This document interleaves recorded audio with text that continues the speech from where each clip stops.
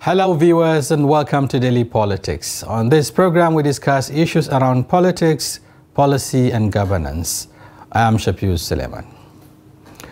Presidential candidate of the People's Democratic Party PDP and former Vice President Atiku Abubakar has accused the Supreme Court of what he called legitimizing certificate forgery, identity theft and perjury, and his judgment on the appeal he filed against the judgment of an election petition court which had affirmed the victory of President Bola Tinubu of the APC. Atiku Abubakar, who vowed to remain in the country despite the outcome of the apex court judgment, had challenged the lower court verdict on several grounds and sought to admit fresh evidence that the apex court he obtained from Chicago State University on alleged certificate forgery against the incumbent president, but was turned down by the Supreme Court panel of justices. While accusing the Supreme Court of what he called rewarding criminality, Atiku also made certain recommendations on how to improve the nation's electoral and judicial systems. Now joining us to discuss these issues is Segun Shomi, who is a governorship candidate, in the last election in Ogun State, a PDP chieftain, and also a spokesman of the Atiku Abubakar. Good to have you on the platform. It's nice to be here. How are you? I'm fine, After all the struggles, we're here, with the final verdict. But then before we commence our conversation, let's take a look at this report. Speaking on the outcome of the Supreme Court judgment regarding the discovery from the Chicago State University, the former Vice President accused the judiciary of legitimizing certificate forgery, identity theft, forgery, amongst other allegations. If the Supreme Court, the highest court in the land, implies by its judgment that crime is good and should be rewarded, then Nigeria has lost, and the country is doomed irrespective of who occupies the presidential seat. Atiku says he is not leaving Nigeria despite losing his case at the Supreme Court, as claimed in some quarters, maintaining that he will remain active in politics to deepen Nigeria's democracy while highlighting the gaps in Nigeria's electoral and judicial systems that need urgent reforms. As for me and my party, this phase of work is done. However, I'm not going to go away. If you think I'm going to go away, forget about it. Also speaking at the conference, the PDP National Chairman Umar Damagun says the PDP, as the main opposition party, will not be deterred by the apex court judgment on the outcome of the presidential election. Instead, it will remain resolute in the task of rescuing the country from bad governance. We may be disappointed, but one thing I want to reiterate here is that we are not deterred. We are not deterred because we know what is on the ground, we know what happened, and they said only the truth can reign. The PDP presidential candidate, who came second in the February 25 election, was at the Supreme Court to challenge the verdict of Presidential Election Court, affirming President Bola. Back in the studio, Mr. Shegun, you watched that report, and of course, a part of what transpired at the World Conference, addressed by your principal. Now, he was reacting to the judgment of the Supreme Court, which is the highest court of the land. At some point he was asked what he will do if the judgment turned out not to be in his favor. He said the comment for today and the conversation is that, oh, I'm not going to go anywhere. But before then, there has been this concern around him, that some see him as a seasonal politician. He comes back to the country when it is in the eve of election, and if you lost election, shortly after the whole thing, you get back. relocate, if you like, or return to Dubai, as some would say. But this time around, he said he's going to stay. But one thing that he didn't tell Nigerians is whether he's going to stay in Nigeria or he's going to go back to Dubai. It's your principle. What do you read in terms of his body language? Is he going to remain in Nigeria, or perhaps after some months he will disappear? Well, I think that, because I know you were at that World Press Conference, I'm quite disappointed that you choose to start a very serious and very high day, one of the proudest days in our democracy on this note. But be that as it may, let me offer you some explanations. No serious, decent-minded human being will be in a state of politicking all year round for 4 years. It's a discipline. Okay.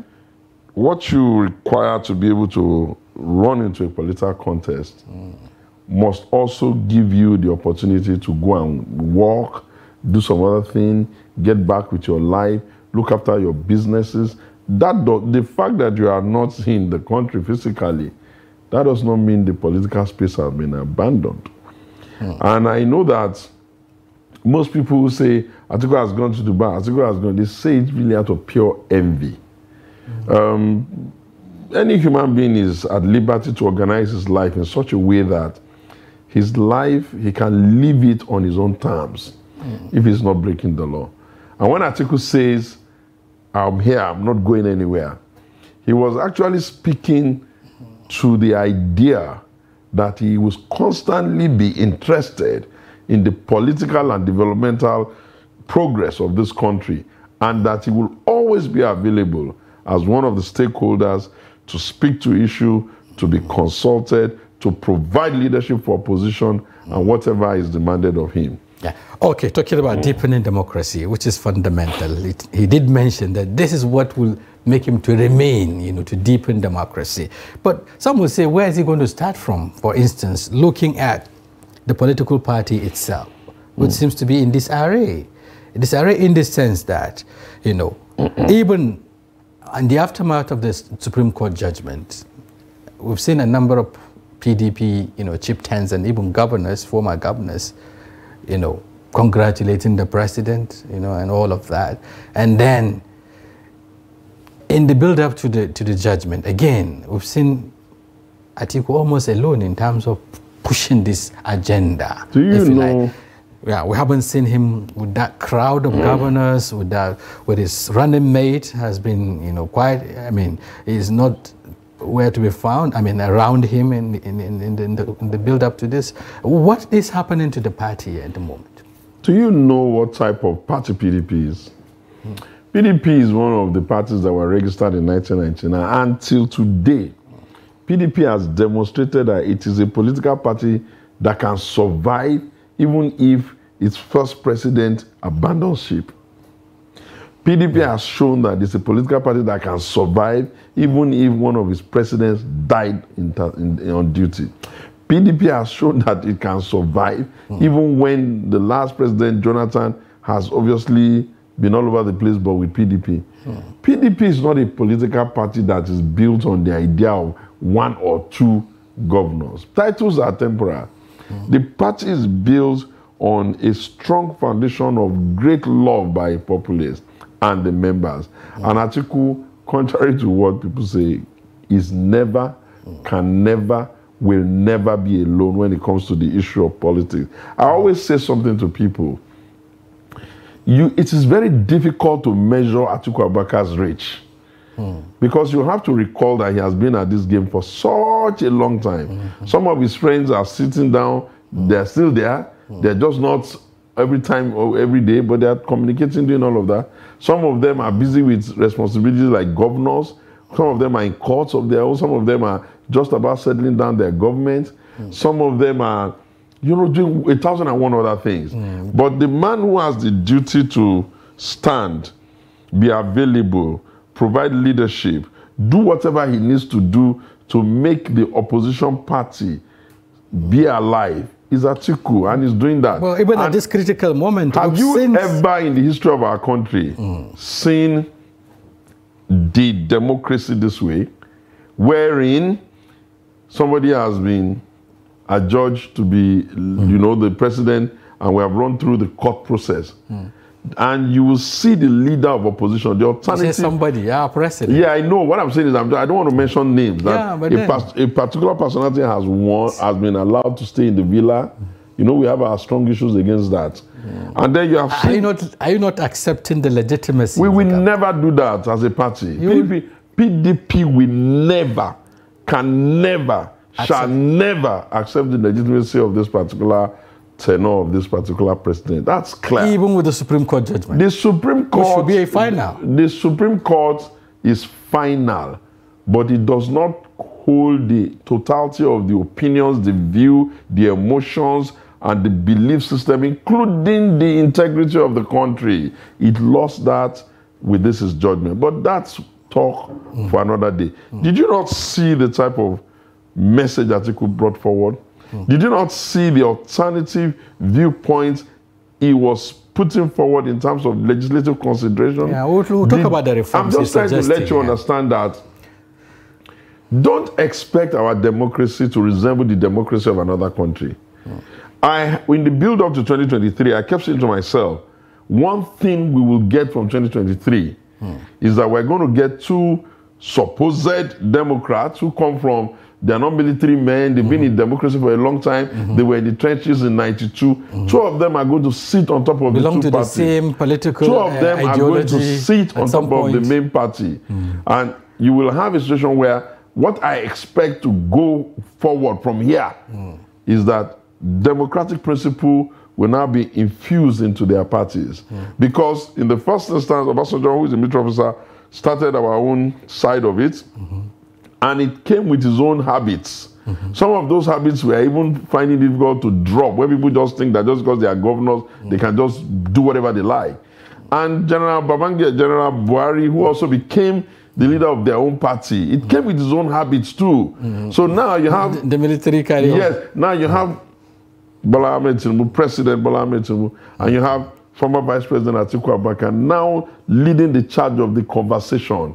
You must be proud of yourself that you are in Nigeria, because how else would you want a Democrat to speak other than how Atiku spoke? We have been in this country before when people who have not even put in so much would just get angry after a verdict and start to use indecorous language and all that. Even the president that won, when he was acknowledging the Supreme Court judgment, I consider that language indecorous. You cannot be using languages like shenanigans. There's no shenanigans here. The parties were looking to get evidence and to unmask you because you have remained like a ghost over the years. So I said it's making mockery of your findings. No. Nobody can make mockery of any finding except a man whose soul is dead, who has no flicker of truth, of honesty, of integrity, of good order in him. That the court is explaining this and explaining that. That's the business of the court. It's their right to do so. But we cannot pretend as if we have not become more informed about the character, the personality, and the history of Bola Tinubu, who is now the President of the Federal Republic of Nigeria. Who I shied away from mentioning Ahmed. You say Bola I've had your presidential candidate also say the same. Why don't you say Bola Ahmed Tinubu? No, because it's NYC carried Adekunle, the other one. It's a complicated environment that the Supreme Court failed, in my opinion, to allow the Nigerian people go into the details and the honesty of what was before them. Well, talking about deepening democracy again, before we leave that, there has been this calls by the president and the people around him that it is time for governance. It is time to come together, forget about party differences, come together, let's build Nigeria. And if we want to deepen democracy, why don't we accept this call and come together to move the country forward? Now that the do you imagine that the principle of democracy works on the idea that opposition party will empty into the ruling party? No, that's not democracy. The role of opposition party after an election, after all is said and done, is the role that Atiku is playing now. He's calling them out. He's bringing strong opinions on the judiciary and asking them for reform. He's telling them the implication of what has happened and what could have happened. He's wondering why INEC was allowed to get away with murder. He's saying these are the opinions and suggestions I have. Alleged murder. Because you couldn't establish that. No. When we say get away with murder, we're not talking about killing people. We're talking about the fact that They made very serious pronouncements and promises on IREV and beavers and all of that. Which the court says is not mandatory. Does the court expect us, as citizens of the country, to pretend that we are deaf? Should the court expect us to deny that we heard it from the mouth of their chairman and from a lot of their people? The court has ruled. Is it not a matter of law? The Electoral Act did not say that. It shall, It didn't say it is mandatory. What Atiku said today ought to be a thing for sober reflection to you. The court can, shall, may, ma, whatever it likes to say. It is the duty of the highest court in the land to try to legislate in the best interest for good order, for honesty, against forgery, against all the despicable activities that we must tell the next generation and even the generation after the next generation that this is not what a Nigerian should look like. So, Mr. Shogun, must it be a win-win? For instance, the same former Vice President Atiku Abubakar at some point was pressing the judiciary, when he was getting it right, when the judiciary was giving him the wins in terms of judgment and all of that. He was getting judgments in his favor. He was extolling the judiciary as, why do I get the impression that the savior of the common man? Why do I? So we are. So we don't waste all the time. I've already gotten the trend of your question. Why do I get the impression that what you think Atiku is saying is that all of the judiciary? No. Okay. You will speak to the panel and the gentlemen that sat in judgment, and you are allowed to say, we respect your powers to judge, but we have strong opinions, and these are our opinions, these are our views on it. And that will not in any way mean that we're saying the judiciary is bad. Just like Atiku rhetorically asked, he said, are we to accept that only the lawyers of the winners know the law, and that the judge, even going over and above to make cases that the lawyers themselves did not even make as succinctly for them, would that then mean that all the other very senior and respected lawyers in this country are ignorant of what the law and constitution is? It's not true. But if we have an issue... But the Supreme Court has the mandate, to adjudicate, to look at the reason. Do not want us to convert this into an argument. I'm just saying that we haven't come to say we're not going to accept the judgment. That's not what we said. But do not deprive us of the right to say that. To ventilate. No, we're not ventilating that. From the way we see it, this is a dangerous precedent that will have consequences for decades. Because how then would you have the moral right to say that somebody cannot forge a certificate? How then would the Supreme Court have the moral right to rule on forgery and all of that issue? How then would the judiciary have the opportunity to say the suffrage, that is guaranteed the people in democracy, which is that their votes will count and the opinions of the electorate to be respected at the point of vote, can now not be dropped on the basis of technicality. That's basically what we're saying. Well, okay, and opposition will be saying that for a very long time. The better developed thick skin. I wouldn't want us to dwell on the judgment, actually. But let's look at other issues, beyond just his initial reaction to the judgment. He talks about, the need, to save the country, the need, to change the narrative by ensuring that there are certain reforms, that should take place. Within the judiciary itself, there should be, there should be a law, if you like, or legislation that will stop the judiciary from relying on technicalities, to arrive at judgment and all of that. He talks about the 6-year term, for the president, to be rotated among 6 geopolitical zones. Why is he coming with this now? Is it because he lost the bid? Oh, God. Look, most leaders in this our country will, being in Atiku's shoes, will only come to the space and say only the things that are not correct about the process. They will offer zero solutions or suggestions. That is offering a few suggestions. Some of them including having a mayor status for Abuja, which means that let us find a way to be able to elect who will be in charge of Abuja. Does that not seem like a reasonable thing to you? And when he was talking about this 6 years zona, he did say something which, if it gets lost on you, then that means you are not deep enough. Well, he's saying that if we're not careful, we're going to run the risk that 2 zones will marginalize others. And now, it may look pleasing for now, but how long can you do the baton passing before you lose 4 zones? Or before you have 4 zones up in arm, wondering why the envelope or the ceiling is touching? But wouldn't that defect democracy? Democracy is about numbers. It is not no society thrives on the idea that unplanned parentage, unsustainable childhood for kids will now become an asset for democracy. That can't be the plan. But democracy is about numbers. No. I hear you, but you're not hearing me. No, I'm trying to get to you. Democracy being about number does not include that societies can be allowed to just raise children that they have no care in the world for, have no capacity to educate, to train, to feed, and then only use them as election But we're assets. talking about election, not children here. No. We're talking about once adults, you raise them that way, who is eligible to vote. Once you raise them that way, the chances are that you are going to have them become, because they will grow to that age. They will continue to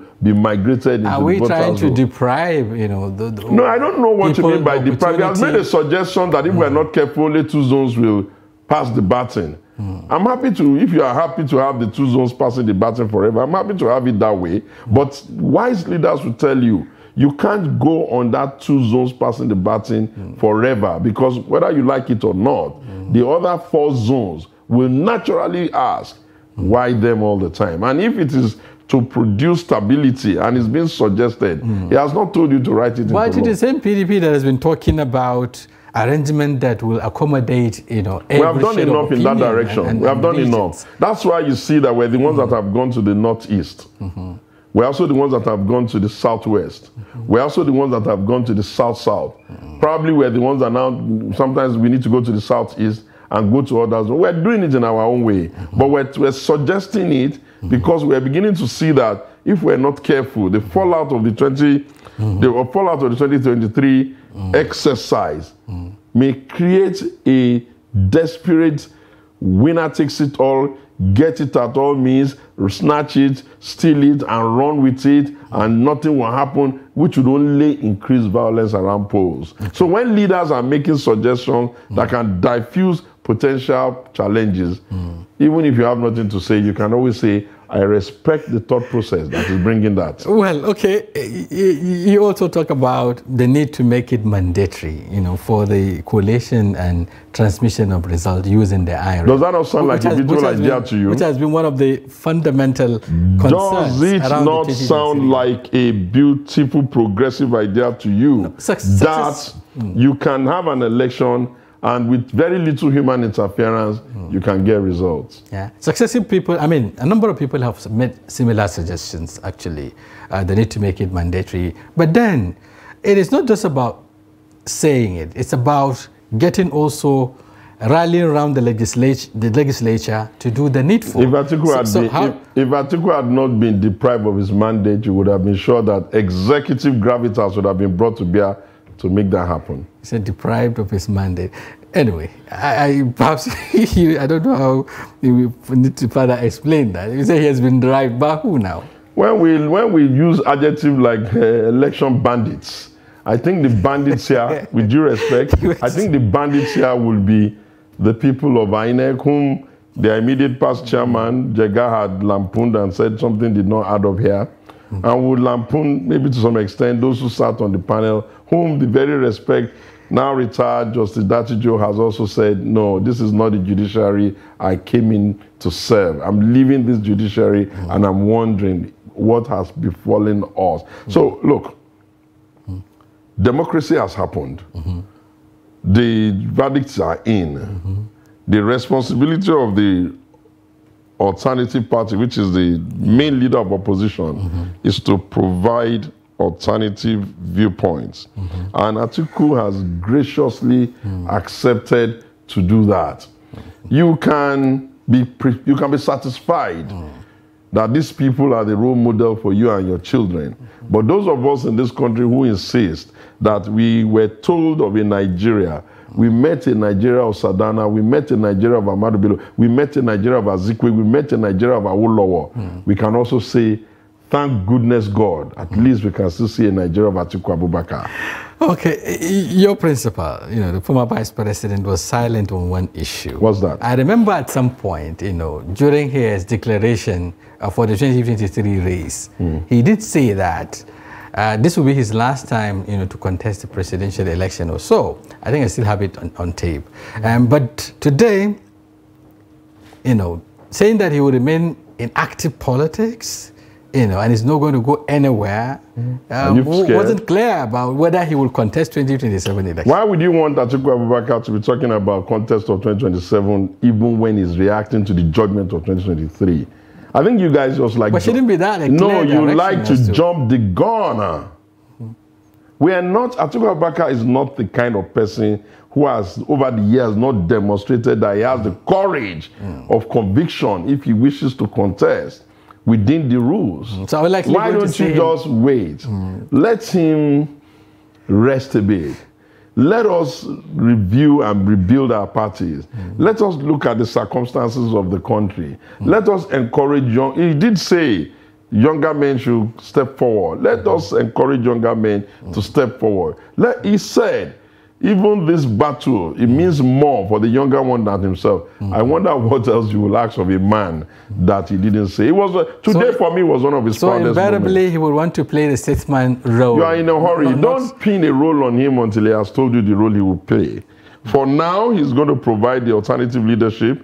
For now, he's going to be available to offer policy suggestion and strong legislative suggestion, and he has started doing that. For now, he has told people that he'll be available. You can call him up when you want him to bounce ideas with him. For now, he has told you, till the rest of my life, I am committed to anything that will improve Nigeria and its democracy. And he has also told you that he has not been a man who takes the easy path of ignominy. Rather, he would rather go the difficult and difficult path, put in all the energy, so long as he's convinced that that is the right path for the country. And he gave you enough examples, one of them being what he suffered as a result of his participation in that demonstration. You can't ask for more. You can't ask for more. Yeah, I've gone through you can't ask for more. You can't ask for more. The same path. Okay. You can't ask for more. Part of the rebuilding, and I mean, perhaps trying to get back to the mainstream and what have you, and then bring people on board. Are we likely to see alliances? Because some say, the fact that the votes were split into three, substantially affected his chances, especially that of the Labour Party, his former running mate at some point, that of the NMPP and all of that. Are we likely to see a stronger alliance ahead of 2023? How do you know that the ones that are in charge now, their house will not implode? Look, when you have the responsibility of governing, people have great expectations around winning an election. And once they are in charge, the likelihood is that if they're not even careful, they have already started losing those who brought them in. Their parochialism has been a bit excessive, and their handling of the economy has made everybody exceedingly poor, therefore, and desperate. Therefore, perhaps the next election is a lot easier than the last. And in any case, any serious-minded politician or political party would always be open for the conversation, for collaboration. But let us be clear. It has taken us 24, 25 years to build the People's Democratic Party of Nigeria. We are not in a hurry to let it die, and it can never die. Can never die. I can take it from you. Thank you very much, Shegu Shomi, spokesman for presidential candidate of the People's Democratic Party and former Vice President Atiku Abubakar, a governorship candidate of the PDP in Ogun State in the last election. When let me end on this note, my dear brother. I used to very quickly. I used to say that Atiku is the Theodorian man. You know what the Theodorian man is? It was Theodore, the American president, who said, The applaud does not belong to the man who's on the chair to criticize or who doesn't get himself dirty. It is to the one that keeps trying and keeps pushing and keeps pushing and keeps pushing, knowing fully well that he's inching democracy in all of the right direction. Atiku owns that garland, and he must say, Waziri, we give you the bow you deserve. Okay, you pay for this anyway. You are maybe a campaign ahead of 2027. Anyway, thank you very much, Shagusomi. It's always a pleasure around you. It's always a pleasure around you. Thank you very much. On this note, we have to call for a break. When we return, we'll continue with the conversation. Stay with us. It's still Daily Politics. It was never a consensus. We did all our best. You see, in politics, you give your contribution to the best of your ability. If you want, I'll forward to you this statement. You go to this bank and verify. But there are people who say not spending money is not about you in itself. Let me finish. Because there's so much to be done. Let me finish. Now, you don't allow me to explain myself. The recent development shows abductions are now a factor of informants embedded in community. It's not about the people of Katsina to say that, no, during my administration I was able to stop insecurity. No, it's about collective responsibility for all of us. And what we should ask ourselves is not what has been seen, is the life better? Are there more people who are unemployed who are not become employed? Is the level of corruption has gone down? Is there inclusion? All those issues. We're actually a gas country with associated oil. Our focus has always been on oil, that we have never paid attention, significant attention to gas. To do it effectively, we need to have honest conversation with ourselves. Government needs to come down from its high horse and communicate with the people and build trust. There must be a solution.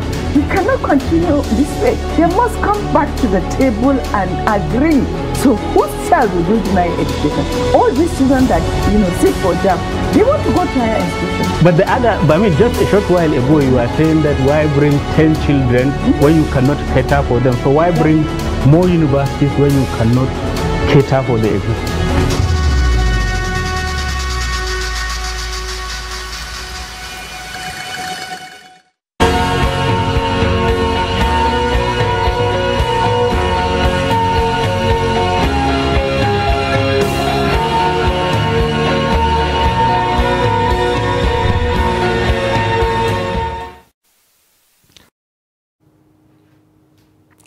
Welcome back. If you're just joining, you're watching Daily Politics on Trust TV. Do well to follow us across all our social platforms. You can also watch us live on YouTube. And the program is still Daily Politics, and of course we're looking at issues in the polity. We've just had, the spokesperson of Atiku Abubakar, the former Vice President Atiku Abubakar, that's talking about Shomi, talking about his reaction to the Supreme Court judgment. And now we'll be also looking at the up-season elections that are coming up, in 3 states, that is on November 11, talking about Kogi, Anambra, and Bayelsa. This is coming, at a point there are growing concerns over the preparations, towards these very important elections, around political violence, around, money politics, around litigations that are created challenges for INEC, and so on and so forth. And we have in the studio to discuss these issues Atiku Abubakar Isa, who is a political analyst. He will be joining us shortly to discuss these issues. Thank you very much for coming on the platform. Thank you for having me. Right, okay. I know you've been following the development, around the preparations for the election. Let me get your general perspective. Do you think the stakeholders are ready for this election, especially INEC? What do you make up with the preparation by the electoral management body in terms of getting it right now on the 11th of November? Before I answer that, let me first of all properly introduce myself, because I'm a major player in this election, because I am the spokesperson of Admiral Usman Jibri, the Accord governorship candidate, the former chief of naval staff Okay. Okay, so your party is actively participating in yes, the so what do you make up with the preparation now? Yes, we are okay with the preparation, and we, for now, we commend INEC, and we want them to, as a matter of upholding morality in conduct of election, to transmit the results in real time. Okay. That will help to make the election to be more credible. So you are advocating for substantial use or even holistic use of the IREM. Yeah, yes. But there are issues around this device, during the last election, which many would want to see INEC improve on. I understand INEC has also conducted, is it mock accreditation or so on around, before the election. It just reach out to stakeholders to guarantee, if you like, or to assure them, of its preparation or readiness ahead of the election. Are you satisfied with the preparation? Yes, and they did promise that they were going to transmit the result in real time. So they have to keep their words. That's what we are saying, because if they don't do that, it will affect the credibility of the entire process. Okay. And the election will be said not to be credible if the results are not transmitted in real time. Yeah. So what about the electoral environment now? Because there is also this concern around, violence, political violence in some states. Kogi is one of them, I'm sure. We've been having issues around, attacks on either executive, state executive like the governor, or attacks on candidates and so on. Why do you think is that, why do you think, what makes the state that volatile, for instance? No, what is happening is because there is what I say sometimes leadership vacuum in this country. Okay. We don't leaders who do not they are not bothered about the welfare of the people. They are not interested in protecting lives and properties. It is clear. We know those who are perpetrating the crime. We have know them? Yes, we know them. I have challenged the Inspector General of Police on several occasions. I've challenged the Director General of the Department of State Services. They don't want to bring this to an end. That's the truth. Why do you say so? And they are there to restore public order, to ensure that there's peace, there's stability, Let me go straight and help them. They are being paid, I'm not being paid. But I'm doing their job for them. But I don't want you to mention names that you cannot substantiate. When I mention Inspector General of Police, you should know that at my level, I know who the Inspector General of Police is. No, I'm not talking about it. I'm not talking about the Inspector General of Police. Because, in making allegations or accusations. I have not made any allegations. And you are already preempting me. No, I'm just trying to guide, so that we don't fall into accusing people that we cannot. I should be able to face the consequences of everything I say. At this level, I should know that I cannot just come on a national television and make and begin to make accusations that cannot be substantiated. And I'm not making any accusation. What we are saying that they are not doing their job is because the candidate of SDP and the governor of Kogi State are the ones causing the entire insecurity for now. In the state? In the state. Why did you say so? They are responsible for all the killings in Kogi State. This is very... The two of them. No, this is a very strong allegation. It's not an allegation. It's something that is known to even the police and the DSS. They do not want to stop this. And the lives of our people matter to us. They cannot be collecting salaries and they don't do their work. Why will they allow these people to make the state ungovernable, to make the state to be like we are in a war situation? Today you hear SDP supporter is killed. Tomorrow APC supporter is killed. These people that are being killed are our brothers. Whether they are APC or they are SDP, doesn't matter to us, but they are our brothers. So this thing should be stopped. I have repeatedly said this. Murtala Yakubu Ajaka was PA to me Malabuni. You see, this is the area. I need to. No. I'm not making allegations. Mentioning people's name without substantiating. No. I've not said anything against anybody. No, I'm talking about killings, which is very strong. I said these people are behind the killings of our people. And that's why I want to explain why they are behind. I'm not saying they have gone to kill. Have you find anyone culpable? You are not a court of law. You are not a judge. But we should be able to help the security agencies. If they don't do anything, then we will have reasons to be able to write to the appropriate quarters. For when they leave office, we'll be able to charge them to court also for wasting the lives of our people. Murtala Yakubu Ajaka, I need to say this, was PA to me Malabuni when he was acting national chairman. Governor Yahabelo contested the primaries of APC. It was said that Murtala Yakubu Ajaka promised him the presidential ticket, and of which certain things exchanged hands. Then, as a result of that, he also promised Murtala Yakubu that he was going to hand over to him. Murtala Yakubu Ajaka told me that the governor asked him to go and pick APC form.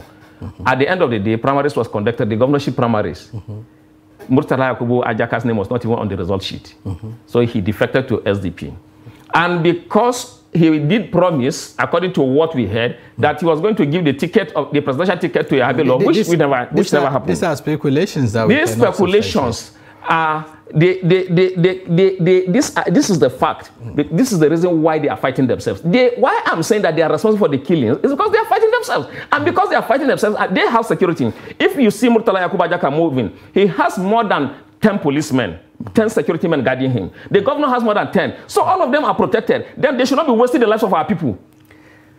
When you said, because, we are talking about the security situation in a state, and then they are not the only people. There are candidates. They are the ones fighting. They are the ones fighting, and they are the ones causing insecurity in the state. There are candidates who are also going about campaigning and asking people to vote for them, across political party lines. So singling out two people to say they are responsible. They are the ones causing insecurity in the state. So we have to single them out.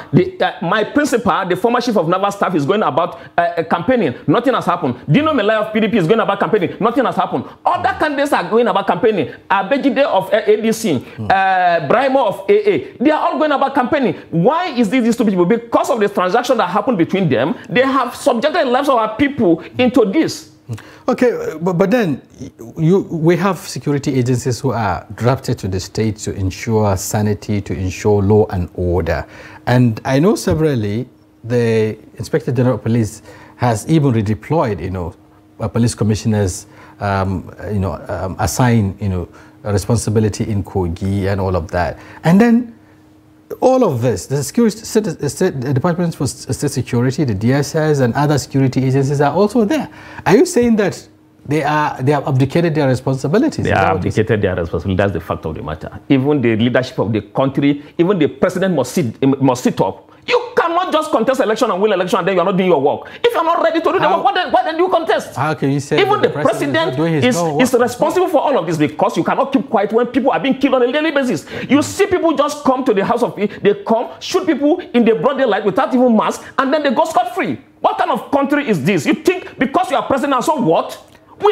You have responsibility to protect lives and properties of citizens of this country. And that's why you are being paid. So is it not the reason why, there are security agencies right now in Kogi? What are they doing? They are not doing their work. They are not doing their work. I have accused the heads of security agencies in Kogi State on several occasions. I even challenged the Inspector General of Police and the DGDSS that they should invite me. They did not. And they have not been protecting our people. On a daily basis, people are being killed. If I understand your position, are you saying that the environment, the political environment or the electoral environment in Kogi now is not ripe for election? Is it not ready for election? It's not ripe for election. Let me take this from me. I have no doubt in my mind that if the actual number of people that will be killed will be reported, it cannot be less than 50 people that will be killed. Conduct this election in Kogi State. If the actual number of people that will be killed in Kogi State will be reported, I can tell you for free that in just one local government, they will kill at least 20, and we have 21 local governments. So multiply. How many people are likely to be killed if this election is conducted? So the security agencies have been paid. They have all of this report. Are you saying that the election should be, postponed, or what are you talking about? This election should not hold. If the environment is not conducive for election. It's not conducive at all. I am the spokesperson for Admiral Usman Jibril. I am a major player in this election, but I doubt if I'll be able to go and vote. because anybody can be killed. Anybody can be killed. Nobody is safe. In short, this election is possible they can even kill a candidate because these people just come as if they are protected by security agencies to kill. They just come, shoot, and go scot-free. No arrest is made. Can you cite examples of where such happened? Yes. Okay. Of recent, let me cite, because there are different examples. Of recent in the Kina local government. I think in Iyale, I've forgotten the particular spot, but in the Kina local government, one Musa was said to be a supporter of APC. Then the other group came, wind down, shot him. I have his the picture of his dead body in my phone on a daily basis. This thing happened last week. You just mentioned one, and you've been talking about almost 50 or thereabout. In Koto, a lady was shot in Koto. So at so many places in Ofu, a supporter. Why are you not documenting all of this? For instance, if you are able to document all of this alleged killings and they ascribe names to them and all of that, there are agencies whose responsibility it is to investigate. Again, you could also take this to the court of law. So beyond just, having a blanket, statement as to why don't you document all of this? Who do you want me to take to the court of law now? Is it the governor? What do you want me to take out of? Whoever is responsible, if you have the facts and figures. The people that are being paid are not doing anything. I should do their own work for them. When I know that if you report this thing, they will not do anything because this thing happens, but everybody knows they are not doing their work. So now, what do you want me to do? We cannot conclude. I mean, if you have the evidence, you tender the evidence. Tender it to who? Agencies. To the same people that are not doing their work, that are being paid and not doing their work. Is it that I don't have work to do? Am I so jobless that I will go and document certain things to same people that they are more aware than myself? Let me get appeals of the people of Kogi, for instance. Are they, how prepared are they to go into this election? Because, yes, it is the people that will have to go and vote and cast their votes, to a candidate of their choice. How prepared are also the people? There is tension, there is fear. I can tell you that there's going to be voter apathy, because only very few people will be able to come out to cast their vote for fear of being killed on the day of election. That is the true situation of things now. Are you saying that, all the people that came out to register, and then want indicated interest to participate in the election will not come out to vote? Majority of them will not come out. And not because they don't want to come out, because already this thing is clear even to the security agencies. It's clear to the whole world. You have persons contesting this election that it is almost impossible for them to win election. But because they have power and they can intimidate, they are sure of victory. And why are they sure of victory? On the day of election, this is what is going to happen. They will bring out their thugs because they have no respect for lives and properties. Shoot 1, 2, 3. Once you are seen your brother being killed in your presence, of course you will go into hiding, and then they will write their results, announce whoever they want to announce as governor. That's the situation now, except something is done. What role are the traditional institutions may the soul of the Ohinoi, who just died recently, rest in peace, and a very revered, traditional ruler. What role has the traditional institution been playing in terms of dousing detention or bringing the stakeholders, to account in all of these things that they have been caged? They are not playing any role, and the reason they are not playing any role is because how do they play a role when the person paying them is the person perpetrating the crime? So they cannot play any role, and they are not playing any role. Anybody who tells you traditional rulers are playing a role is not telling you the truth, because they have been caged. They live in fear that they will be dethroned. The late Ohinoi was so courageous.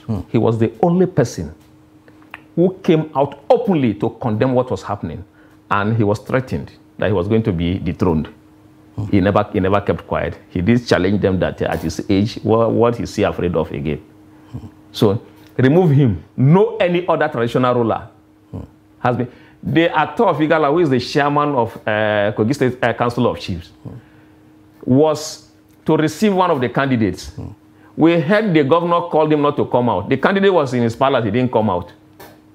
So these things have been happening. You cannot blame them. So what happened to, I mean, what role is the opposition playing now? Because if they are going about campaigning and nothing happens, and we're not generalizing that the atmosphere is tense, there's fear, there's whatever, how are they managing to go out and campaign? Who are those going out to campaign? The SDP candidate was the person that, as at the time he went to Koto, that was when a lady was killed. And the video is everywhere. The people were shooting, people carrying guns as if it was like a war situation. Nothing happened. And you don't, if you hear of arrest, they only try to deceive the people. How do you arrest people? You don't prosecute them. We don't hear when they are being charged to court. You don't see people paying for all of these crimes they commit. So you are indirectly supporting people to go into crime. But the question is, how are they going about the campaigns if the atmosphere is not conducive? We haven't heard, you know, the major candidates taking part in the election coming out to say, we're not going to go into this election because of these things you are alleging. So why is it that nobody is making any case out of it? People have been talking. They just believe that, I have told you, this is between just two people. It's not all the candidates, but the killing is affecting all of us because it's our people that are being killed. That's what we are saying. It's not between all the candidates.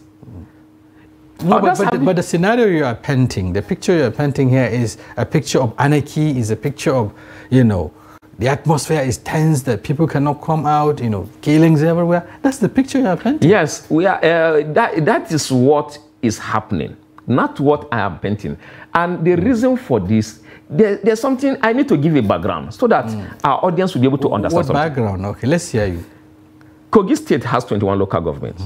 The governor comes from the central with 5 local governments. Kogi East has 9 local governments. Kogi West, 7 local governments. Kogi Central, where the governor comes from, the entire 5 local governments is not up to the population of, it's not up to the 2 local governments of the people of Kogi East. Now, he is from Okene local government. He brought a candidate from Okene again. Like I do say, if I always use a state like Jigawa. Jigawa state, they are predominantly a Hausa or Fulani. You are talking about ethnic politics. Is that what you're talking about? No, what you are saying is this. You see, even in Jigawa state, where the majority of them, we talk about a tribe, one religion, because the majority you have about 90 to 95% to be Muslim, and majority of them are Hausa, Fulani. Yet, if somebody from Duse local government becomes governor, another person from Birnin Kudu, which is a neighboring local government, cannot become governor. Not to talk about Duse local government. Here we have many tribes, more than 8 tribes in the state. And then with these many tribes, you have served as governor for 8 years. You are the least, you come from the zone that is least populated. Now you are bringing somebody from the same local government where you come from again. You don't have the population. What does that tell you? Is there an established pattern of, rotation? Has there been a rotational governorship in the state? No. We are not talking about that you have to rotate it to this. No. We are not saying that he doesn't have the right to do that. But that is the reason why he has to intimidate, because others, nobody in the state has ever become governor who is not from Kogi East. Because the Kogi East has the number of registered voters from Kogi East, where they have 9 local governments, is more than the number of registered voters from Kogi Central and Kogi West. Now, you did not pick somebody from Kogi East. You did not pick from Kogi West. You have served as governor. You did not even go to the neighboring local government. You picked somebody from your own local government. Currently, let's see. That's why I'm saying that the security agencies are responsible for all of this. Because where you are being paid to carry out a duty, and you refuse to carry out that duty, it means you are directly involved in anything that's going on. What is the reason? Let me tell you this now. Now, the governor is from Okene local government. Currently, the chief of staff is from Okene local government. The candidate, APC candidate is from Okene local government. What does that tell you? It is the reason why he has to intimidate and bring violence, because it is the only way he will be able to succeed. He has concentrated all, even where people, you have homogeneous setting. People don't take concentrate the power in a particular local government. They still spread it. Now, governor from Okene local government, chief of staff from Okene local government, the candidate from Okene local government, virtually all the positions from Okene local government. Now, because others are not happy. How does that translate into electoral victory? Beyond just power, sharing arrangement. And that's what we are saying. There can never be electoral victory. The only way for him to be able to impose his candidate is through violence and intimidation. That's your allegation, I do. It's not an allegation. It's not something you established that is. It's not an allegation. How can you win elections where everybody is from the same local government and you have 24 local government, and this local government they don't have the population. They don't have the number to be able to win elections. Okay. So finally, what are your expectations? What do you hope to see going into the election, on the 11th of November? We have been, just like we have been appealing to the President and Commander-in-Chief, we appealed to him so that he will be able to call all the heads of security agencies for them to be unbiased and do the needful, so that we can have a free and fair, credible election. Because to have free and fair, credible election will be dependent on whatever the security agencies will do. All right. Thank you very much, Atiku Abubakar Isa, a stakeholder in Kogi politics, for your insights and, of course, perspective on this topic. In case you're just joining us, this is where we come to the end of today's Daily Politics. If you enjoy, and get the conversations engaging and informative, why don't you join us tomorrow, where we'll be back with another interesting topics and personalities. Until then, on behalf of the technical crew, my name is Shafiu Suleiman. Thanking you for watching.